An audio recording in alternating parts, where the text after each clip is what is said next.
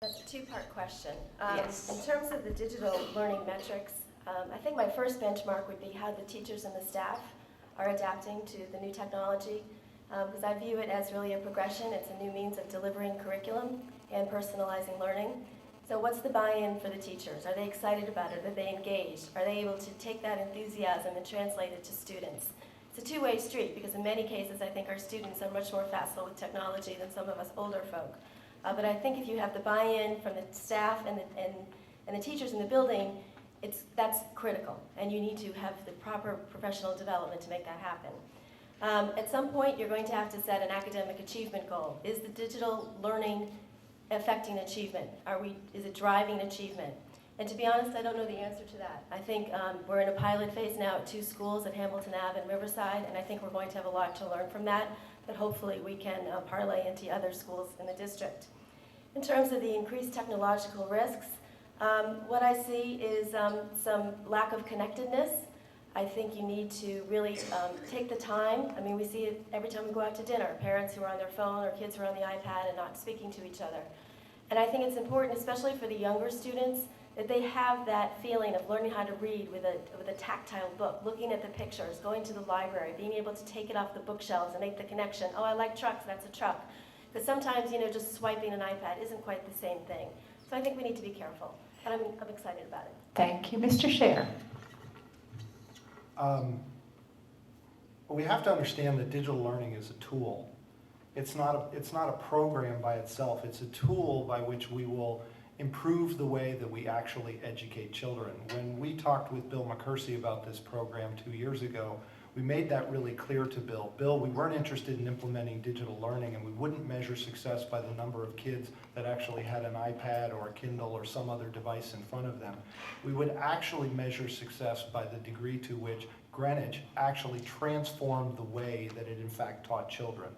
I think we'll measure that, as Laura was saying, by the uptake of teachers, the acceptance of teachers, the acceptance of the staff, the adoption of the technology, and there's many ways to measure that.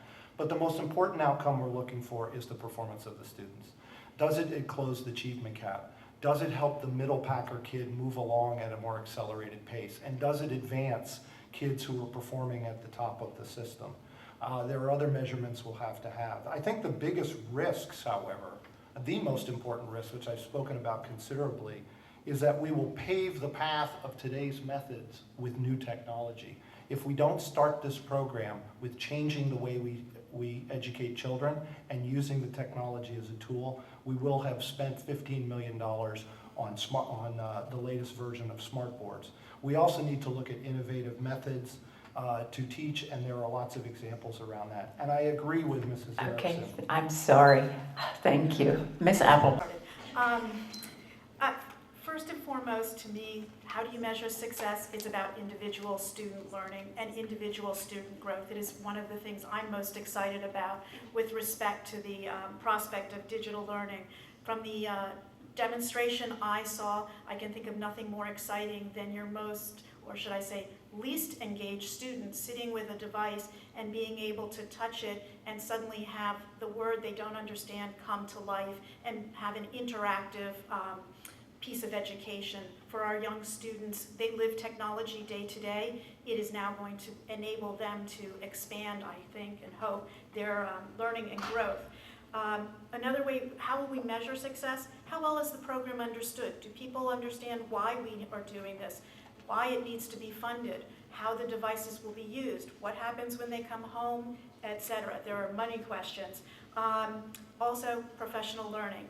What is the feedback from our staff and teachers? Are they getting the benefits of the program that they desire, and what more might they be able to share with us? As far as potential pitfalls, I don't ever want to see that benefit of one-on-one teaching, personal interaction, person to person, lost because we have the devices. This should be as something that's supportive, not the first step.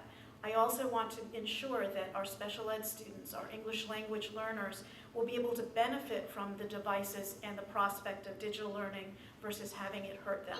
Thank you. Mr. Paldunas. It seems like I keep coming back to the same thing, achievement. When you're going to measure success, it's how the students are performing.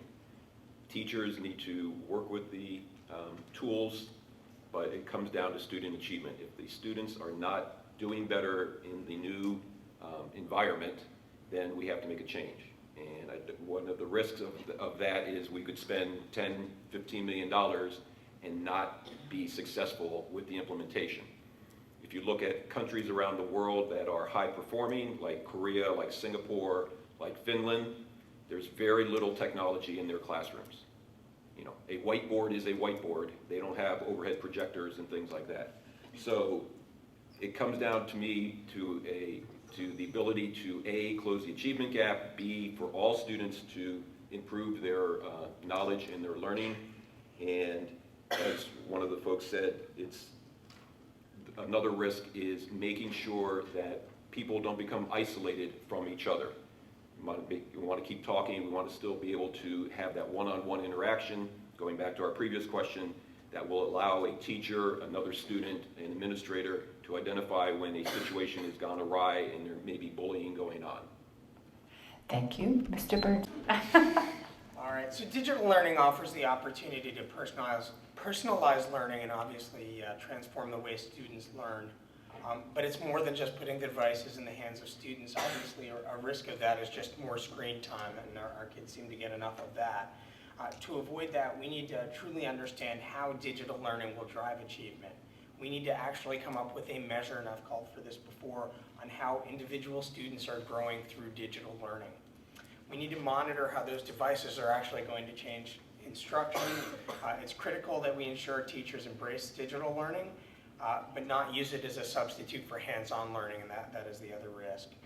We need a plan that involves teacher input and training. The success of this is totally dependent upon the teachers.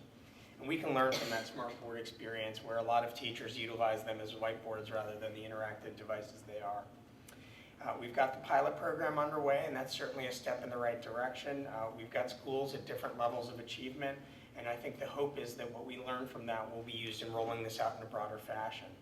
At the end, we have to ensure this is sustainable and ultimately raises that academic achievement.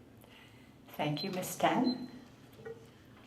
I think the success of digital learning is the enthusiasm that the teachers will embrace the new learning.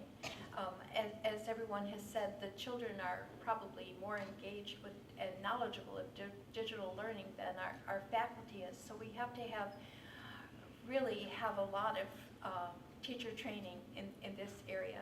Now, of course, the success is if the curriculum is spread across the schools evenly.